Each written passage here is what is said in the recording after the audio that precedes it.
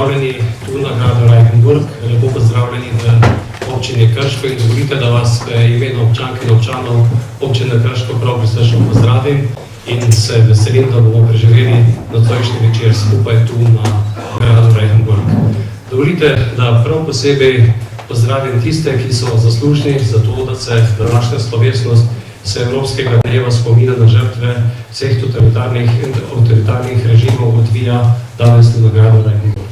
Najprej magistri Andreji Valič, direktorici Študijskega centra za narodno spravo, lep pozdrav tudi gospodu Jožetu Dežmanu, direktorju Muzeja novejše zgodovine Slovenije, gospe Maji Bajs, režiserki filma Angela Gode in lep pozdrav tudi profesor dr. Stanetu Grandi, predsedniku programskega sveta RTV Slovenija. Čez 2 leti bomo slavili 900-letnico, odkar je bila davnega leta 1111 napisana listina, s katero je bila utrdba na tem hribu skupaj s posestvi tu okoli Reichenburga in tudi Krškega podeljena Kraščakom z namenom, da se na tem delu te lepe Slovenije, kjer se Panonska ravnica zbliža z Predalskim hribovjem, dodelita posest predvsem v namene obrambe in tudi obdelave številnih lepih polj tu v neposredni bližini. Zgodovina nas uči, da smo v tem okolju, ki je velikokrat v teh nemirnih časih, ko so se odvijala številna vojskovanja, tudi v naši neposredni bližini odvili tako številni kmečki upori, kasneje pa tudi v kasnejših letih v 20. stoletju tudi vojne vihre, tako prve, kakor tudi druge svetovne vojne. Ta okolica ima tudi lepše spomine. Tu v neposredni bližini je bil rojen Adam Bovarič, v Krškem sta skupaj z njegovim učencem Jurijem Dalmatinom tudi naredila veliko za slovensko pisano besedo. Prav tako pa je oko seglo na Reichenburški nagrad tudi zadnjemu polihistorju Slovencu Janezu Vajkardu Valvazorju, ki je tudi zaključeval svoje življenjsko obdobje prav v teh naših krajih. Tu na gradu Reichenburg je bilo lepo obdobje ob koncu 19. stoletja, začetku 20. stoletja, ko so grad kupili trapisti in v naš prostor prenesli obilo znanja tako z področja poljedelstva, vinogradništva, sadjarstva, pridelave znamenite čokolade, likerjev. Z energetiko so se v tem prostoru že oni ukvarjali in tudi tu naredili eno prvih hidroelektrarn v Republiki Sloveniji. Žal pa je vojna vihra druge svetovne vojne zaznamovala to naše območje.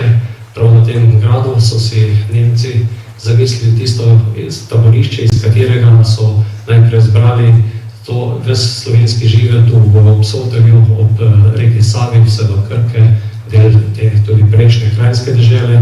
Tiste ljudi, katere so izgnali iz tega območja, zato da bi to deželo, kakor so dejali, naredili nemško in da bi ravno na mejah tega njihovega nemške dežele tudi poselili s svojim prebivalstvom.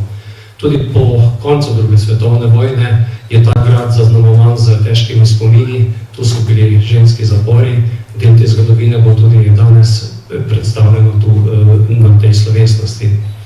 In današnji dan je namenjen ravno temu, da se zberemo skupaj in da tako, kako je v resoluciji Evropskega parlamenta zapisano, z resnicom in spominom damo tudi svoj prispevek za to, da se tančice zgodovine, ki so tudi v slovenskem prostoru še niso odstrte, odstrejo in da bo slovenski narod z resnično spravo potem tudi živel v prihodnosti in tudi s tem naredil najboljšo garancijo za to, da bo slovenska zgodovina in slovenska prihodnost predvsem lepa in svetla. S tem namenom še enkrat lepo povabljeni, lepo dobrodošli, iskrena hvala organizatorjem za današnji večer, vsem pa obilo užitka in tudi lepih spominov na današnji dan. Hvala lepa.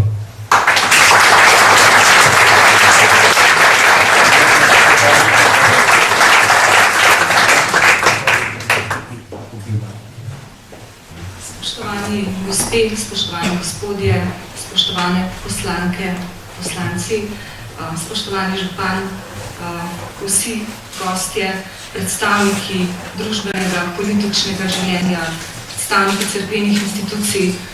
Lepo pozdravljeni, v čast mi je, da vas lahko pozdravim tukaj na gradu Reichenburg ob javnem izvajanju filma o Angeli Vode, režiserke gospe Maja Vajs in pa scenarist Alenke Puhar, Maja Vajs in pa Ane Lasič.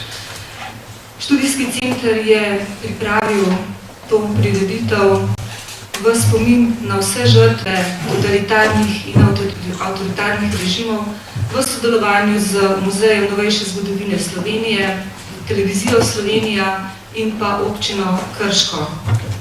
Naj mi bo v tej priliki dovoljeno, da se vsem sodelujočim, vsem, ki so kakorkoli pomagali pri pripravi in pri izvedbi tega dogodka, prisrčno zahvalim.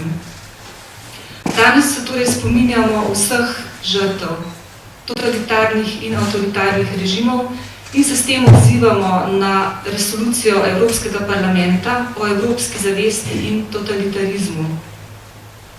Zgodba Angele Vode, preganjane v času fašizma, nacizma in komunizma, je zgodba mnogih. Milijonov ljudi, ki so bili žrtve, ki so bili preganjani, mučeni, zaprti, pobiti.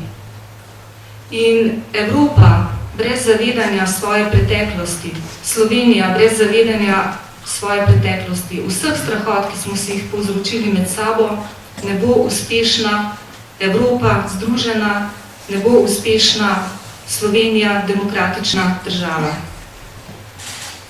Še enkrat lepo pozdravljeni, želim vam prijeten večer.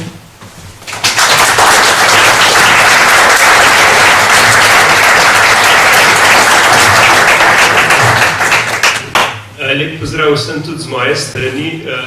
Prvi nagovor strani Muzeja novejše zgodovine Slovenije je seveda želja, da bi v tem gradu nastal Slovenski muzej totalitarizmov. Slovenija je v času svojega predsedovanja organizirala Evropsko konferenco v Bruslu, kjer je v bistvu bil narejen korak ali pa predkorak k tudi naslednjim evropskim, bi rekel, pobudam, da se lepo vsa totalitarna druščina evropska združi pod eno streho. Seveda je v Sloveniji ta pogovor razmeroma zapleten. Jaz bi mogoče rekel, da po odkritju Hude jame samo nekaj predavanj v deželi, kjer se je dogajalo to, da so bili organizatorji potem pod nenavadnim pritiskom. Skratka, kaj naj bi bilo potrebno o tem govoriti in kaj naj bi tam delati. Ko je pa do predavanj prišlo, je bilo pa občinstva zmerom veliko in za začetek sem vprašal, če je kdo od rdečih tudi prišel, da bi se lahko normalno pogovarjala. Ne, jaz vidim, da je ta dobrodejni evroterapevtski pritisk pač pripeljal do tega, da se lahko pod to simbolno zaščito Evrope bližamo eni normalnosti pri oceni preteklosti, seveda pa nam manjko simbolnih in realnih reprezentantov določene smeri ali pa določenega dela slovenske družbe, ki še zmerom stojijo za tem, da tudi zmagovalci, se pravi, da zmagovalci ne smejo biti kaznovani za svoje zločine. Pač tukaj tako očitno manjka, da bi rekel takole, hvala Bogu, da smo lahko tukaj, kjer so bili nekoč prej oni. Praznujemo pa ta praznik z upanjem, da bomo čez čas tukaj skupaj in se odkrito pogovarjali tako v preteklosti, predvsem pa seveda v prihodnosti. Hvala lepa.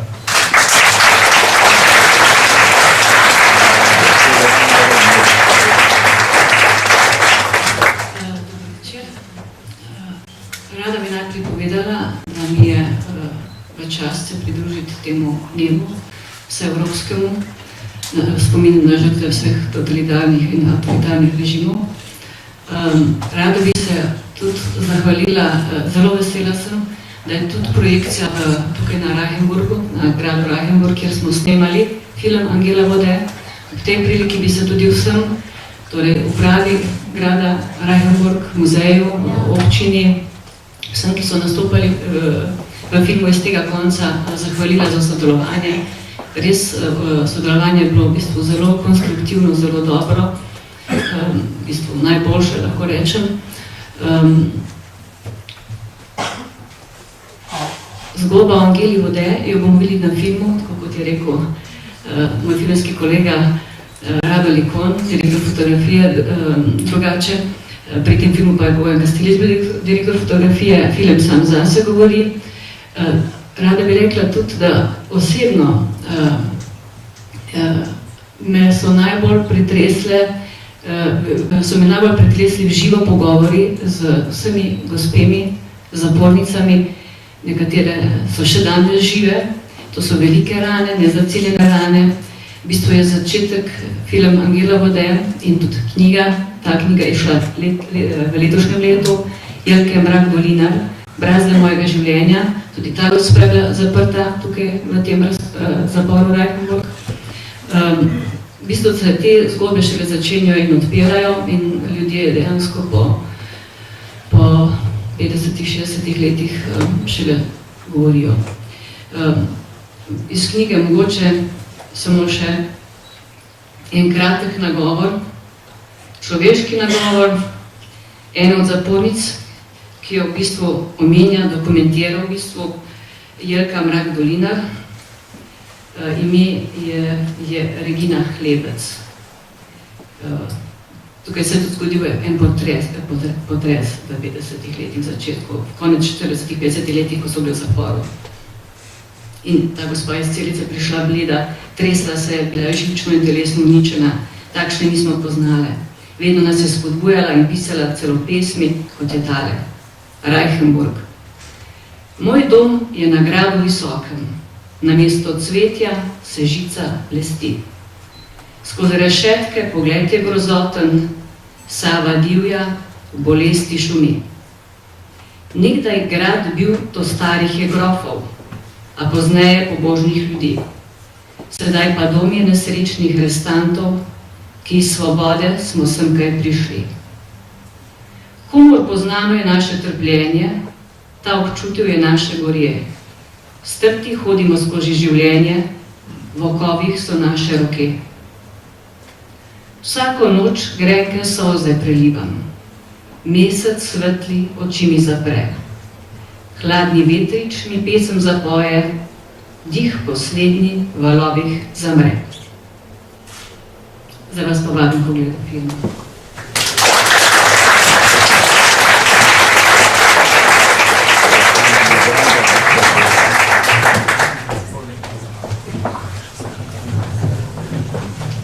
Spoštovani gospod župan, dragi gospe, spoštovani gospodje, najdražji prijatelji. Kraj prireditve ob Evropskem dnevu spomina na žrtve totalitarnih in avtoritarnih režimov ni izbran slučajno. Ne zaradi izjemne zgodovine tega gradu, katerega prednik se omenja že 895. leta in je ena najzgodnejših srednjeveških omemb naših krajev. Njegovo nemško ime Reichenburg pomeni mejno področje karolinške države, tudi ne samo zaradi težkih dni, ki jih je tu prebila Angela Vode, ampak ker je svojo okolico eden najvidnejših opominov zločinov totalitarizmov na Slovenskem. Vsi se spominjamo podob iz zgodovinskih učbenikov, kako so nacisti tu zbirali in mučili štajerske redovnike, predvsem brate trapiste, predno so jih izgnali iz slovenskega ozemlja. Tu so ustanovili zbirno taborišče za Slovence, ki ste jih določili za izselitev iz slovenskega ozemlja. Od tu je odšlo, pot naj bi bila brez povratka, okoli 45.000 naših rojakov pregnancev. Grad je v naslednjih letih vojne služil različnim nacističnim organom. Ob koncu vojne so v njegovem vznožju doživljali zadnje ure tisti, ki so si reševali življenje z begom v Zahodno Evropo in so končali v hrastniškem ali laškem rudniku in protitankovskih jarkih okoli Brežic. Tukajšnji zapori po drugi svetovni vojni so eden klasičnih primerov določene totalitaristične kontinuitete, svojevrsten opomin povezave med nacizmom in komunizmom, podobni oni med Hitlerjem in Stalinom, ki je bila sklenjena današnji dan pred 70 leti. Kot je znano, je prav ta dogodek oddelil Angelo Vode iz kroga njenih komunističnih somišljenikov in ji je, kljub sodelovanju v slovenskem odporniškem gibanju, kljub grozotam nacističnega taborišča, dejansko določil usodo po drugi svetovni vojni. Tudi kasneje, še v 60. letih prejšnjega stoletja, so bili reichenburški zapori prostori groza za tiste, ki so jih ujeli na poizkusih ilegalnih prehodov meje oziroma preživljanja kazni, ker so iskali boljši in večji kos kruha onstran železne zavese, ki je ločevala svet virtualne svobode in blagostanja v Jugoslaviji od realnega, boljšega in svobodnejšega sveta. Danes nam nekateri kot totalitarizme ponujajo fašizem, nacizem in stalinizem. Komunizem naj ne bi sodil med njih. Že z metodološkega stališča je tako razlikovanje nevzdržno. Po njem naj ne bi bilo niti nacizma, ampak hitlerizem. Če sprejmemo stalinizem kot eno izmed oblik totalitarizma, kje pa je njegov začetnik Lenin, kje so še številni drugi, ne le njihovi najožji sodelavci, ampak tudi taki kot Mao Zedong in ne nazadnje tudi kamboški Pol Pot, ki je najbolj dosledno uresničeval Leninovo pot v to zemeljsko popolno srečo. Nihče ne trdi, da so vsi totalitarizmi enaki, sicer ne bi bilo potrebno njihovo različno poimenovanje. Nihče ne trdi, da so komunistični režimi bili enaki. Že znotraj Slovenije so bile razlike, naprimer med Dolenjsko in Goriško. Vendar to bistva ne spreminja. Stane Dolanc je še tik pred osamosvojitvijo izjavljal, da je menda jasno, da imajo v Sloveniji oblast komunisti. To je posredno potreboval tudi uradni strankarski časopis istega imena. O tem, ali je in dokdaj v Sloveniji obstajal komunizem kot totalitarizem ali ne, imajo pravico govoriti predvsem njegove žrtve. Nekulturno in politično nehigienično je, da imajo pri vrednotenju lastnih dejanj glavno besedo nosilci nekdanje komunistične oblasti, njihove oporode in pristaši. Svojevrstna tragika je, da niso niti v malenkostih pripravljeni braniti nekdanje ideologije, ampak zgolj oblast oziroma oblastnike.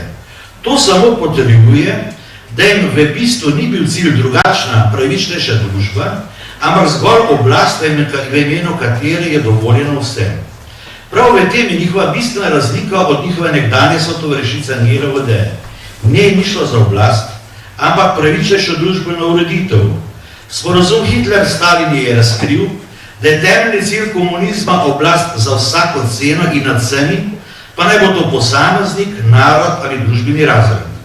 Prav zato, ker ni bila udeležena pri oblasti in ta očitno tudi nikoli ni bila cilj, je zmogla kritični pogled na nazore, ki se jim je v mladostnem, nekritičnem idealizmu zapisala. Tudi pri nas, kljub tako imenovanemu socializmu človeškim obrazu, kljub samoupravljanju, je bila vse prisotna ekskluzivna ideologija z mesijansko namero ustvarjanja nove družbene ureditve in novega človeka, tudi samoprevladalec sodi v to kategorijo. Po tej ideologiji si bil naš ali ne naš, napreden ali reakcionar, razgledan ali omejen, predvsem pa družbeno primeren ali neprimeren, pravi državljan ali pa drugorazredni osebek. Obstajal je monopol oblasti v rokah ene stranke ter istovetenje njene vladavine s hotenjem vseh. Obstajal je kult voditelja in učitelja. Uveden je bil od zgoraj usmerjen teror po načelu prijatelj-sovražnik. Pravna država ni delovala.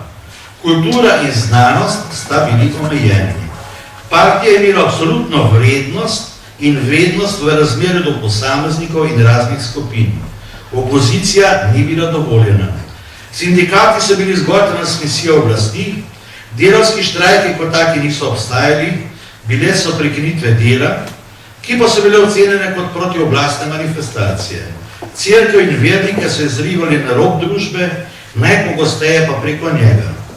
Obsežen birokratski aparat je z njemu lastno sposobnostjo nadziral vse oblike gospodarskega in družbenega življenja, zlasti pa medije.